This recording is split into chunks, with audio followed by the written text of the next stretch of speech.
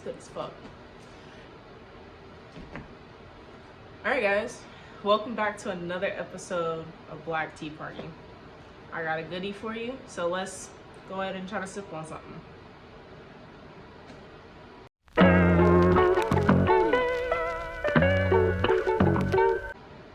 I guess we're sticking with that sassy ass intro. Alright, so I plan on doing a short series of me reacting to Jubilee videos. So this is one black radical versus 20 black conservatives.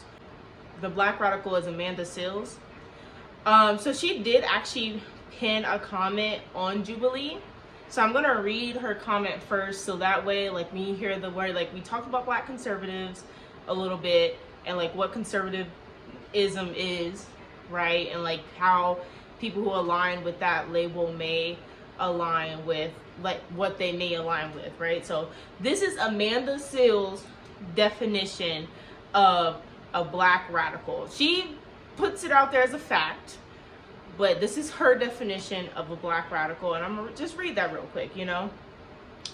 A black radical is someone who within their life and livelihood opposes, educates, and organizes against imperialism, capitalism, and colonialism, while uplifting artists' education, collective liberation, in the protection of laborers and their labor from exploitation by the ruling class.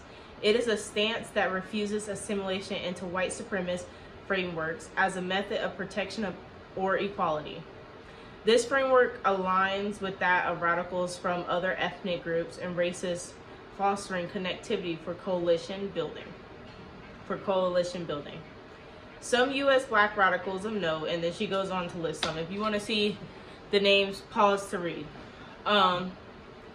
So yeah, that is her definition of a black radical, right? And in that standpoint, some of you may hear that and be like, oh, I might be a little bit of a radical. I will say, like, I truly, and y'all will learn this as we go along, is like, I refuse to assimilate the whiteness. A common theme you'll hear me talk about over time is how I feel people of color should be cautious of aligning too much of their opinions and beliefs with white people in their circles. And it's not for a standpoint that I believe that every white person is bad. I have had some really swell white friends, right? Like, oh, it's like, yeah, I got gay friends. Like, no, but for real, like, and like, I don't. And I think there are a lot of people out there that try their hardest to bridge those gaps, and they're doing a fine job, right? But unfortunately, because of how they've been able to live their lives and been able to take their opinion as the opinion and push forward, whether they know it or not, like, when they're in a space, people will hear them and listen, right? Just because of how we idolize whiteness in this country specifically. So I would, one, caution white people who want to coexist with people of color spaces to not speak, but also just make sure you're listening as well. Listening as much as you're talking, and honestly, listening more than you're talking, because effective communication is 80% listening, active listening, and 20% response.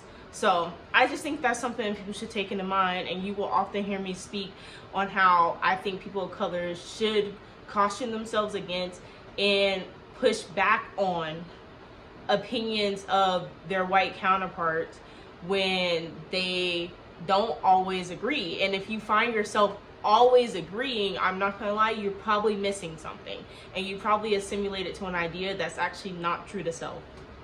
And that is my personal opinion, but I also think it's something everyone should think about. So little pre-thoughts, a little pre-taste, so you already know if I'm already cooking like this, I hope this is good, because I feel like that statement was okay. So let's get into the video. I'm gonna go and flip this up, and as you know, I'm gonna try not to stop it too much. This video is an hour long, so we're definitely only reacting to 30 minutes of it, because I already talked too goddamn much. Look, it's probably been 15 minutes already, and I'm just on a comment So we're only gonna watch 30 minutes of the video. Oh, actually, because actually the video is an hour and a half.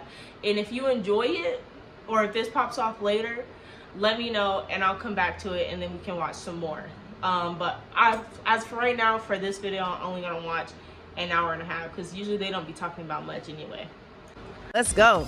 Greetings. I am Amanda Seals, widely known as a comedian, an actress, a disruptor, an annoying person on the internet who always tells the truth.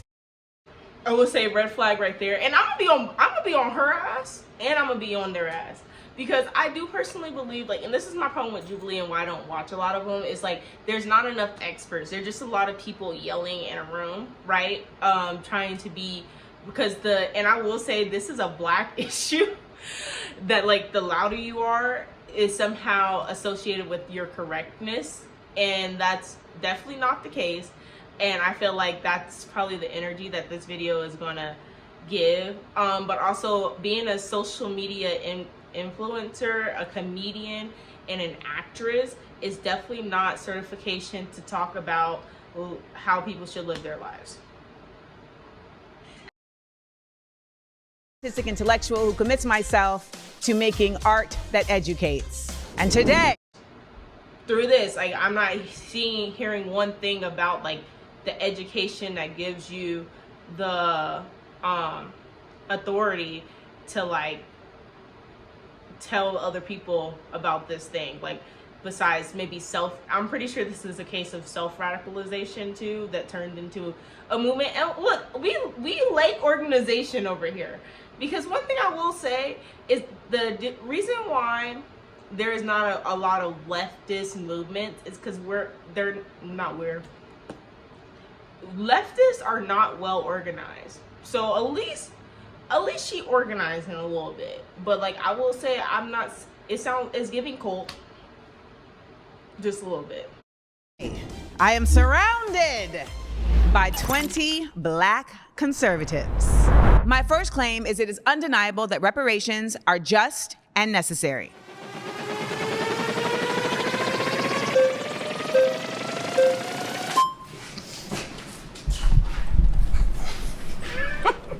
All right, reparations, fair, necessary. My question would be, who's going to get it? Why would they get it? And how long are we going to sit here focusing on trying to get reparations? It's been how many years since slavery? 150 years, 1865? Whenever there's a real thing that this country wants to do, they do it. Stop Asian hate. Okay, there's a problem with the Asian hate. Let's draft a bill, sign it, and it's done. Anything that needs to be done is done. With us, it's a carrot they dangle in front of us that they don't really want to do. And it's not going to help. We need education. Oh, it's not going to help. No, it's not. We need education. Getting a check from the government is not going to do that. And we need proper education. A lot of us go to these institutions where we're not really prepared, we're not really focused, and we don't get things. Pausing already, because I was literally just talking to a colleague about this. He has spent most of his life overseas. Like, he's an American citizen. Like, his parents are from Colorado, but for whatever reason, they spent most of their lives overseas in like Europe. So I was explaining to him how messed up the education system is. And I find this interesting that this man considers himself a black conservative. And I mean, I guess education is a conservative value, but I just feel like it's a people value. And I do think education is a big thing to talk about, because like with a strong foundation, who knows where this country could really be at? Education is a strong foundation. I feel like proper education could just alleviate like so much of what people struggle through like once they become adults, right? Because like he was about to say, we need everyone to start on the same baseline level, right? I don't know if this really has to do with reparations. I mean, I guess he's gonna get to reparations, right? But like this, that don't have nothing to do with reparations, but I do believe we need everyone to start on it. So back to my coworker story. So I was informing him that I have a homie that came to my school, like the school I was at senior year. He came from Georgia, right? Because he's a military kid. So like his mom got restationed in Georgia.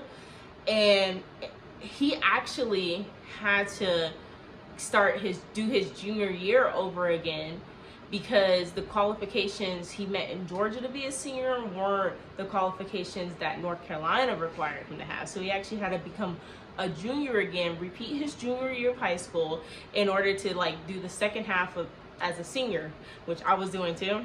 So we had like a lot of classes together. But yeah, like that right there in itself is already a problem. Because why in the United States of America is the curriculum for education so dependent on where you actually live, right? And why, like, can you be set back just from a move? Like, everyone should be able to at least move states and not have to worry about their children being held back just because of what state they were in before, you know? And if it's also such a big issue, they should allow testing. But no, F that. No testing. Every state should have the same education standards, so therefore children can move flawlessly between state lines in order to like still receive the same education. And then my issue with that is too, okay, you're telling me this state is a level behind or 2 levels behind another state, but if he would have graduated in Georgia, he could have still gone to college anywhere, even though we are openly admitting that he did not meet the curriculum for another state. That's fucking crazy. Now, my own personal experience, even closer, even wilder. So I went to a different school my junior year of high school than I did my senior year of high school. When I got to my senior year at the other school, everything they were learning in senior year, I had learned in sophomore year, specifically history, which I find interesting. Oh, and it was all of the thing. I was gonna be like, call out one. So what's mind-boggling about this is that these schools were 10 minutes away from each other. They were just across a district line. So they were 2 different districts, you know, and I had went to the white school originally, and then I went to the black school, which kind of shows that some of that district line is still rooted in segregation. And also it reflects in the education system, because why are schools within the same town, city, at such a huge disproportion of knowledge, right? So I do agree. I will say I personally point 1 for the conservative in my eyes, because I personally agree with, you know, if you're gonna, instead of giving me money, make all the schools the same and let all children, let's not actually leave any child behind mentally, not physically. Let's make sure every child is where they should be on a curriculum level. And that's across all 50 states. All public schools, the lowest public school needs to be brought up to the highest public school.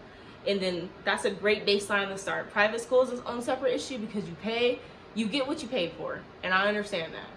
But as far as public school goes, it needs to be a rise up and let everyone start at the same level.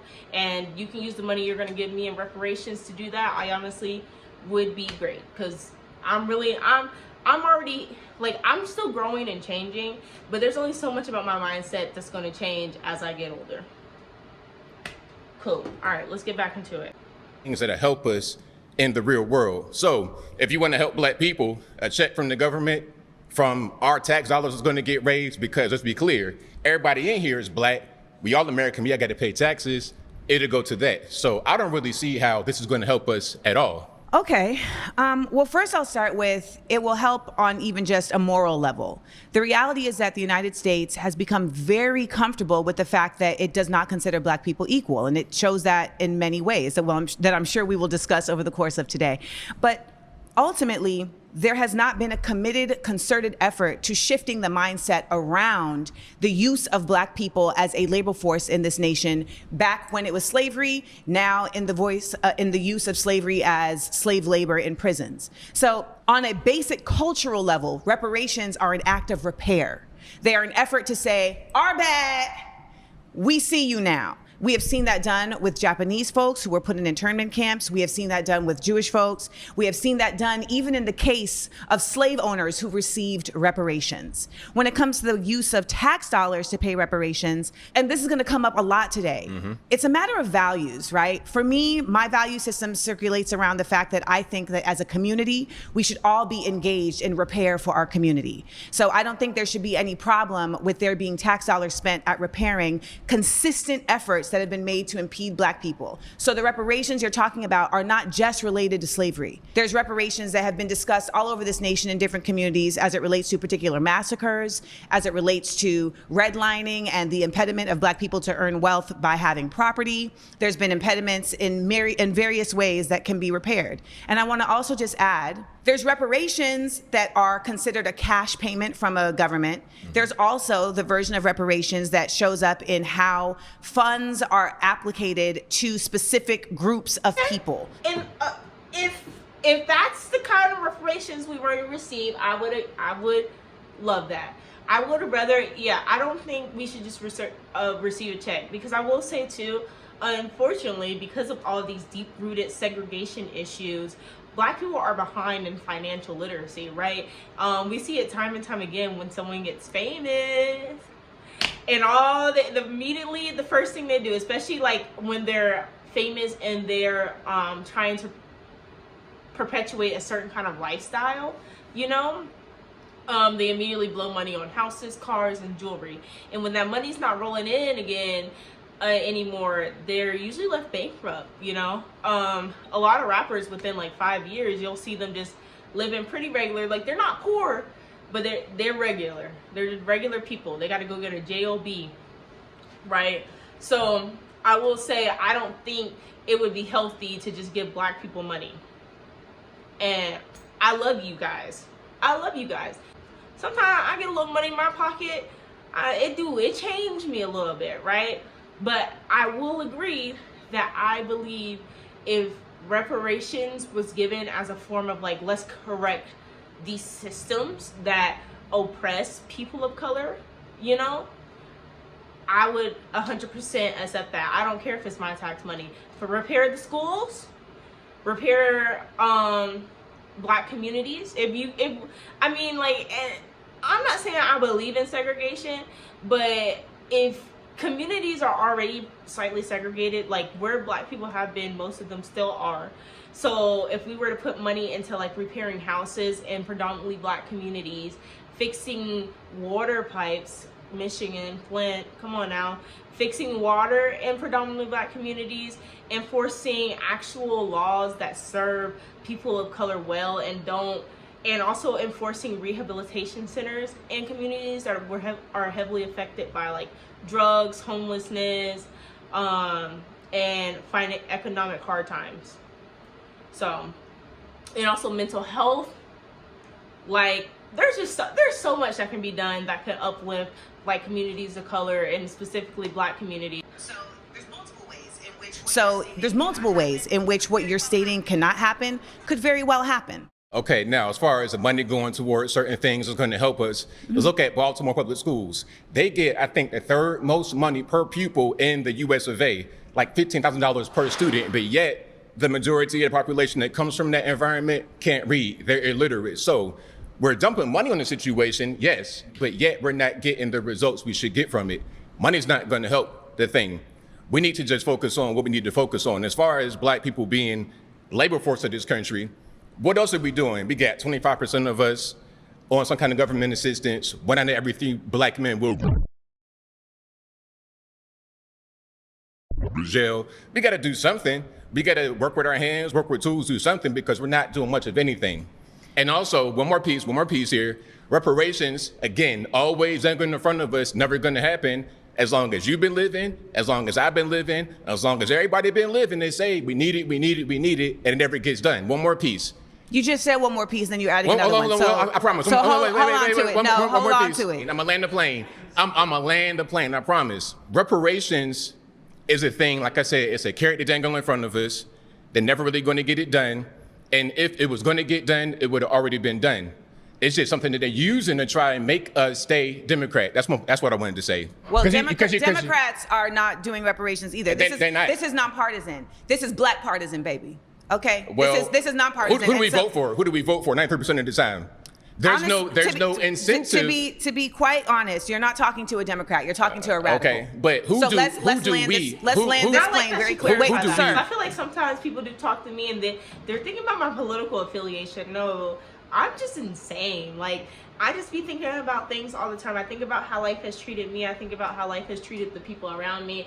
I think about my family. I think about my friends. I think about every single environment I've been in, how people that look like me have said how things have transpired in their lives, and then I sleep on it.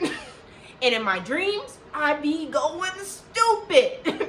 And then I come out of my dreams with these crazy ideas of how life could be better. So, you know, but it's not democratic. It's just because Democrats, you know, they at least, I'm not going to say they know what the people want, but they at least hear what the people want, and they just repeat it back to us. And that's why a lot of people of color, or a lot of people who are part of a marginalized group, will vote Democrat, because Democrats they parrot what they hear us say we need. You know, it's a good marketing strategy, right? And I will say, like, yeah, reparations is like the reparations of black people is a carrot. I think there's too many black people, though. Does that make sense? Is that tracking? I think there's almost too many black people in America for reparations to, like, be a thing, right? I feel like those other places that she talked about, Germany, the Japanese internment camps, like, that's like a very, like, that's an even smaller percentage of people, right? But, like, who in that bloodline gets that? And also, too, they took very strong records of most of the people that came through concentration camps, so they were able to trace majority of them back to a living relative, right? When it comes to slavery, there are no records. Everyone was given new names, new religions, a new language. We were all torn apart from each other, right? So it's very hard. It would be very hard to, like, track down living relatives of slaves and be like, this is what you are going to get, right? And then also, I'm not gonna lie, because a lot of poorer black communities, like, I know people are breaking this trauma, but there's still a lot of people in the black community that are very much so divided. And let's say, like, your family is given a reparation, right? When I was younger, we went to so many family reunions, and none of them had the same last name as me. Not a single one. We would go to a family reunion every 3 months, and I would not know any of these people. No one had my last name. Everyone was just like a cousin of a cousin of a cousin, right? So if you were going to give people money, and I know she already talked about the non-money thing, but if you were going to give people money, you know how hard it would be to, like, find the living relative and then be like, okay, here's this plot of land, and, you know, and now all of a sudden you got your third cousin twice removed knocking at your door talking about, okay, where can I put my house down at? Who are you? Who are you? You know, like, it creates a very real convoluted issue. But I would agree with, like, okay, if they were to do reparations going forward, to put money into things that could help advance people, like, you know, it would be very vague, and it's not going to just benefit black people. It's going to benefit anyone who's below a certain line of income, most definitely. But if just putting the money there to raise the people up, I'd be cool with that. But yeah, don't ever hit me with that Democrat, liberal, leftist. Don't even hit me with radical. I am CJ, and I may seem radical, but really I live a pretty chill life. I'm like I said, my thoughts are like they're insane. Like, what goes on in my head, I don't even make sense of most of the time. So, you know, and I just have a lot of opinions about, like, how life can be better, because my life it's good and I'm grateful, but it can be better.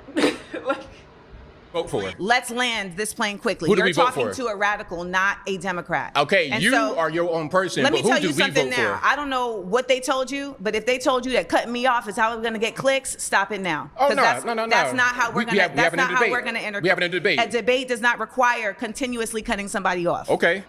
I will say I saw in the comments too that apparently she continually cut people off.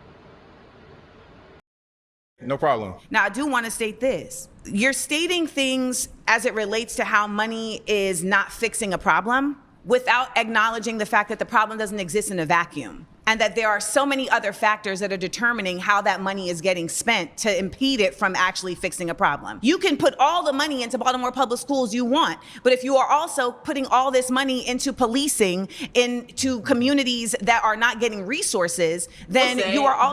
The camera panning around the room, real MVP. These are some of the most average looking people I have ever seen on a Jubilee episode. You know, like, I will say Black conservatives are living their lives. Like, they're just normal looking. Like, even the MAGA people, they're all like, rah, MAGA. Like, you know, it's a Tuesday. It's a Tuesday. You know, so I'm not hating on it, but I will say, like, I feel like maybe that's how Black conservatism, like, it's just like people who want to just live normal lives and do normal things and not have to fight so hard.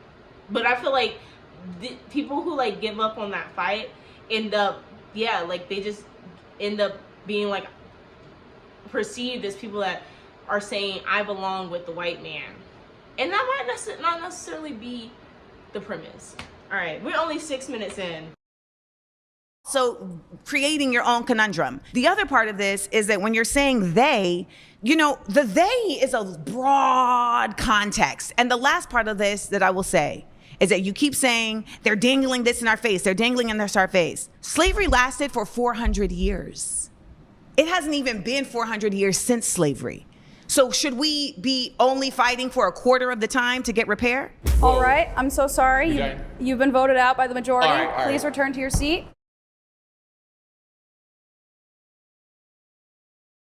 Okay.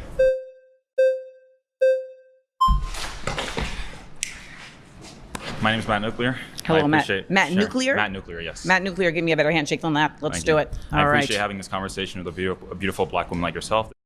This is nice, beautiful arena here. I disagree that reparations are necessary. I think the most important thing that's necessary right now for the Black community would be the stopping of violence, especially Black on Black violence. I don't see how reparations is going to solve anything. Fucking crime is crime. And while I say there is a high crime, and I personally do not believe you as a Black person should go out and shoot another Black person because there's already so few of us, right? Like, I do understand how gangs form. Cat looking at me crazy. She's looking like, shut up. Why are you yelling? Baby, I'ma yell. All right.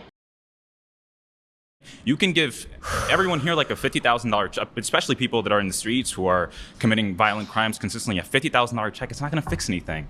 It's not going to increase the median household income in the next 10 years by 10% or 20%. For example, we have the Chinese Exclusion Act of 1882. We prevented Chinese people from getting citizenship and even entering the country. We discriminated against them and basically put them under apartheid, even here in the United States. Yet they have the highest median household income. How is that possible? How come they don't complain and feel entitled consistently to beg for reparations and beg for this when they are killing each other 90% of the time, which is the rate Black people kill each other, according to the FBI. Oh, young Matt. Yet white people are the oppressors.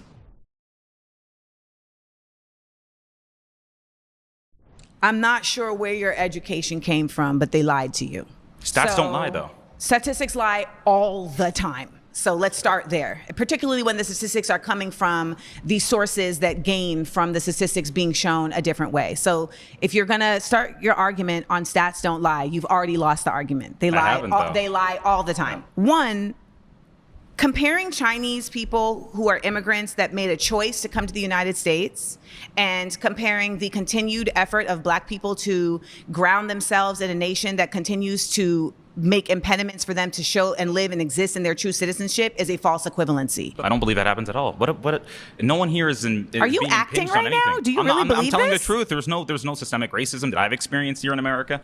What system is racist? I think the only racism we've actually seen recently, systemic racism that we've seen. That was dumb. Okay, I don't know who this kid is, and I'm about to skip past this.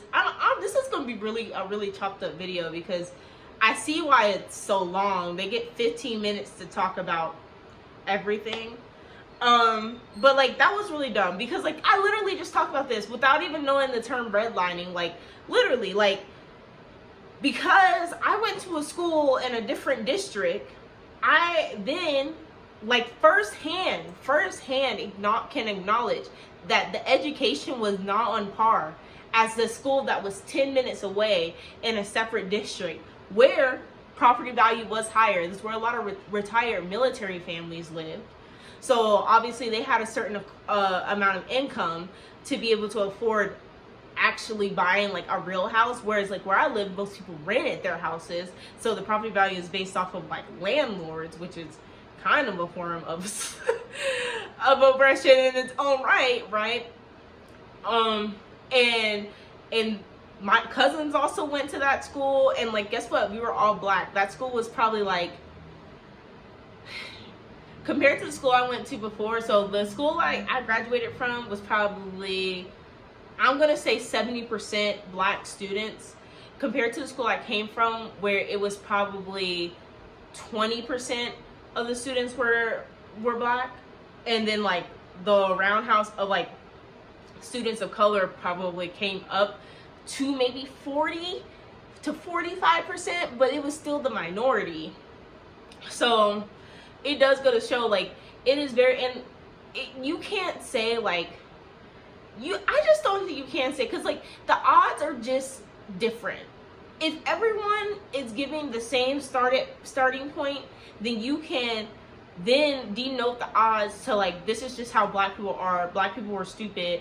Black people can't learn more than what we're giving them, right? Which is like, I want to remind people a value that white colonizers believed. They believed black people were stupid. They didn't have the brain capacity to learn more, and therefore they couldn't contribute to society in a certain kind of way. So they went ahead and just placed all the schools in predominantly black neighborhoods at a lower level, because they're like, you can't retain more information than this anyway. That's systemic racism. And unfortunately, it is very hard to break that pattern. And I'm not saying people don't, like people continue to break the pattern of where they live, what school their children go to, how they speak to their kids, the reinforcing that their kids should do homework, should go to college, or should learn a trade in order to better themselves and be better than the generation before them. But that takes a lot. It takes a lot of time, right? And that's without even thinking about all of the things that are stacked up against you. I hope some of y'all are acting. I really do. I really, we in LA, and I hope some people in here are acting.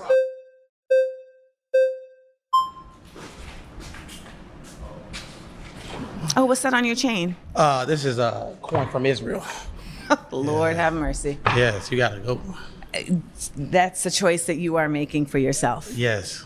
The thing with the whole reparations thing, and I don't know, we're probably close to the same age, so maybe you can't call me. How old mom. are you? I'm 32. I am 44. Oh, really? Oh, you look young. Thank you. That's what water and keeping stress out of your life will do. Really? Mm-hmm. Liberal positions are real stressful. By the way, I wouldn't know. I'm not a liberal. Carry on. There were also black people that had slaves. So if you want to talk about that, how is that fair? If I'm a white person and my family fall on the side of the Union, why should black person with notoriety in the 1800s, and you see all your neighbors with slaves, and I'm sure that like their slaves were doing more like servitude, which is still slavery, but like a different type of slavery. But also if you own land and the rules are I don't have to pay the people if I just own the people, of course you own the people. And like slaves came from Africa, and it's a topic for another video because I have a very Just in case you didn't know, we had a black president and we had a black vice president. I mean, I think she was black. like he was our cookie. He was our token black guy, and while I love and respect him for that and his family, so what? They're not letting another one in. I can guarantee it. If they let Kamala in that office, I'd be so surprised. It's not about victim. I feel like the problem is what comes with the shedding of victimhood is also lost with the acceptance of self. It's not victimhood mentality to recognize that you have a set amount of like things, obstacles put in place of you that you have to hurdle over. And it's okay to sometimes be like, hey, I wish these wasn't here. And then to also acknowledge, on the other hand, the reason why they are there. And it's because of the color of your skin. You know, and it's unfortunate, right? But it's true. The problem is like, if you don't push forward and you don't continue to talk about, I'm black, y'all, I'm black, y'all, I'm bliggity black, y'all, then guess what? You get erased completely. We allow people to erase us. And then next thing you know, within the next 50 to 100 years, slavery is not even talked about in the books, but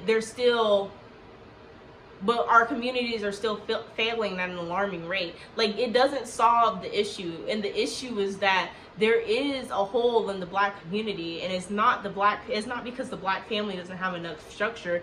It's because if that were not the case, then we wouldn't see the continued effort of colonialism and white people placing themselves in positions of power when they do not have the power. Because their culture, black culture, is toxic. The black culture is toxic. We have produced a culture that is toxic. And let's get on the fact that there's no fathers in the black home. Let's Stop. I literally was just talking about this. Sorry, I'm scaring my hoes. Let me sit down. I knew he was gonna go there. It's always the black family. Where's your daddy at? Where's your daddy at? I'm not gonna lie, the people that scream the loudest about black rights have two-parent households, and their father was more than likely radical as fuck. My stepdad, radical as fuck. He was radicalized. He grew up in a poor black community with his father in the household. He also had a two-parent household.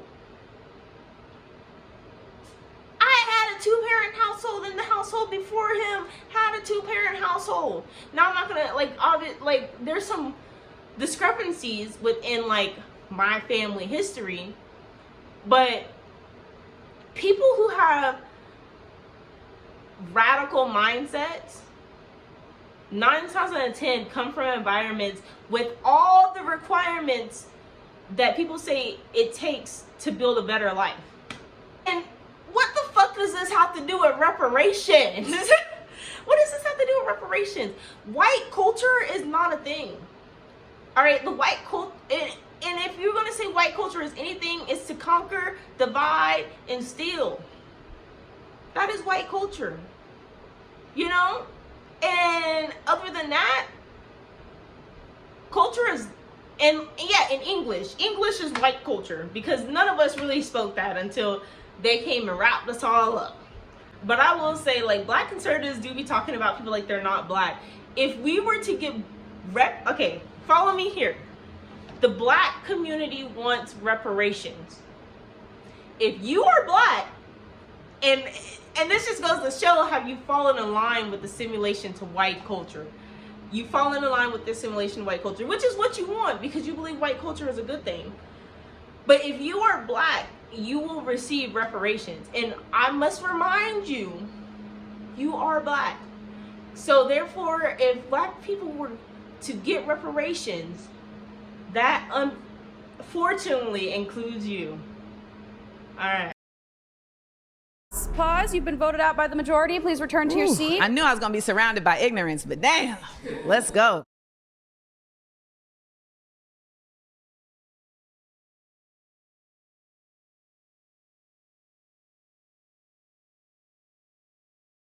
Me a pro-Israel ad. So if you watch Jubilee, just know you are going to be hit with a couple of pro-Israel ads. That is crazy. That is crazy.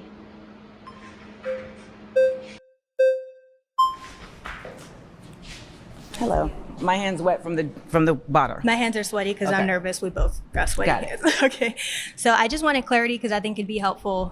You said radical. I wanted just clarity on that. And then also with the reparations, you said it's not just money, it's other things. I just want to know, like, what do you see as like the grand picture of what would help? The grand picture of what would help. Of what? reparations, like what does that look like to you? Oh, great. Reparations, what reparations looks like to me is a combination of reparations and remunerations. And reparations are about repair for damages that have been caused based on harm. Remunerations is a monetary response to work that has not been paid for. So if you come and paint my house and I don't pay you, you can take me to court and get remunerations for the work that you have done. So we're actually owed both in this nation as Black people. And there are incredibly just clear-cut records that show the buying and selling and purchasing of slaves, the work that was done, also the intellectual property that was stolen from slaves, right? Because there was so much inventing that was happening. And there is also quite a bit of other reparations that are being discussed as it relates to property being stolen, as it relates to, again, redlining and the inability for Black people to get loans, et cetera. And these impediments being solely based on their race. As far as like discrimination. Yes, like they're being solely based on their race, that not being about anything other than you're Black, so you can't, right? And so when it's very clear cut like that, there are very distinctive responses to that can be done through a cash payment, as well as through measures that are being done to create funds for creating resources and responses like housing, like access to food, access to education, et cetera, that certain communities have not had access to because of the fallout from these things. And I just had a quick question for clarifying. With the funds, I'm wondering, where do you think those should come from? Like the actual money, like is that we're raising money? Is it taxes? Like what does that look like? Well, I think what they've been doing with these different reparations committees is they're looking at, all right, well, how much has this city or how much has this town or how much has this country gained from the estimated amount that was stolen from these people, right? So they're looking at like, what is this wage amount? For instance, like if you look at during that time, okay, what was the wage amount that a hired worker would get for this same work, all right? And so we're looking at how was that wage not provided and what is that pool that is being created? Directly too, I do think she is giving like valuable breakdown, and I love a plan and I love details because the devil's in the details, you know. But I don't think she's giving a direct answer because she knows that comes from taxes. But the thing is it's not necessarily a bad thing if reparations come from taxes, right? Because we are already paying taxes to a system that does not invest in us as it should, right? So I would not care, me personally, for me, I would not care if the taxes I'm already paying go back into investing for better resource access for people of color and people in underserving communities. It's fine. But she doesn't want to say the word taxes because then they're going to be like, oh my God, taxes, so you want your hard-earned money. The money is going regardless. It's not about that. Like, your hard-earned is going somewhere regardless, and you should be wanted to go to actually helping the community, your community, and the community surrounding you, because that creates a better life for us all, right? So, and then I think too, for monetary, like, okay, so if it's going to be part, like, we're just building into these communities and like fixing the things we should have already fixed, whatever, right? And then monetary, I would say if like someone is receiving a monthly check, I would still want them to have a job on top of like what they're receiving, because I do believe effort is important. Like, I still believe like people should work. I don't think anyone should stay at home and have a bunch of kids and claim like hurt or unemployment work. I know people that work 3 months and then claim unemployment checks, and I don't think, you know, that's a scam. It is, right? And I personally wouldn't want my money going there, but I would want their kids to receive proper education and still have food in the home regardless of their parents' ill-willed choices, right? But I think it would be required for them to keep a part-time job. I think it would be a great idea for them to be required to at least keep a part-time job as long as they are receiving a monetary check from the government to assist with their home life. And I do believe in mandatory reporting, but this reporting would be done to like the NCAAP or like a community, a body of people that specifically serves that community, that look exactly like that community, not like some big wig white people, like, you know, like maybe like some black finance folks to come and like create groups in their communities that basically like come through, audit how money is being used. So they would have to like keep receipts, which you should be doing anyway for tax purposes. You keep receipts, and then you can report that like, hey, this is what primarily, like, let's say money that people are receiving is going primarily to water bills, right? And like you then later find out that water company has had like old pipes for like 20 years. So low key, the reason why everyone's water bill is so high is because everyone's water bill is so high is because like the pipes actually need repair. And then you would like inform people and be like, hey, we're going to give you the mandatory amount we see to help with like all the bills you've been paying, but we are going to like remove some parts of this check so that we can fix the pipes in your community, and that'll help reduce your water bill. And then after those services are taken care of, you will receive your funds back. Like, I feel like, you know, there's processes around it. Mind you, I just thought of that right now.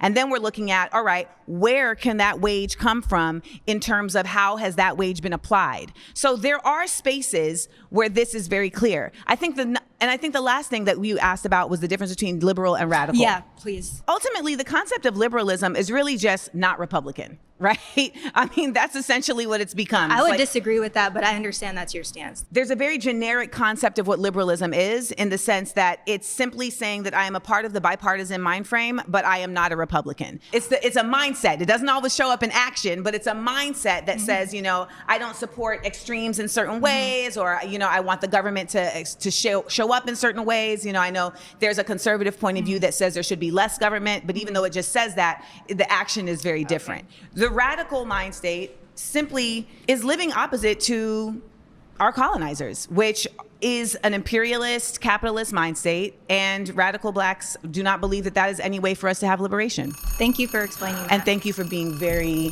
respectful. We were told to be respectful. We're not your enemies. Thank you, my good sis. Surrounded is now a podcast, available wherever you listen. Search Surrounded, plug in, and stay part of the conversation.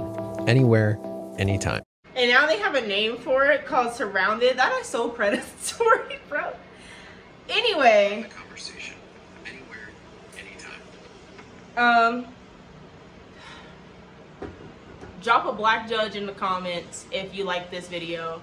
I'm gonna cut it off here. I've been talking for like an hour and a half, and I only got into 20 minutes of the video. So if you want me to keep reacting to parts, let me know in the comments. I have other videos lined up, but I didn't realize, like, well, I did. And this is the reason I'm doing these, is like, I like to yap. So, and I know, like, and I don't watch Jubilee for this very issue. Like, I stopped watching it a minute ago, just because it gets the blood pumping, it gets the brain moving, you know, it gets my demons like, and so I try to like stay away from that. Like, a stress-free life is definitely a blessed life, right?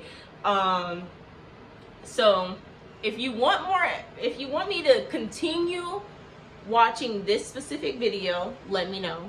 If you want more Jubilee videos in general, let me know. I got at least 2 more lined up.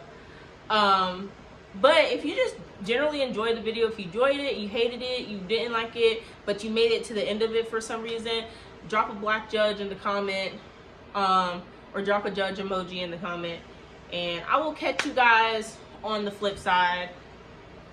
Deuce.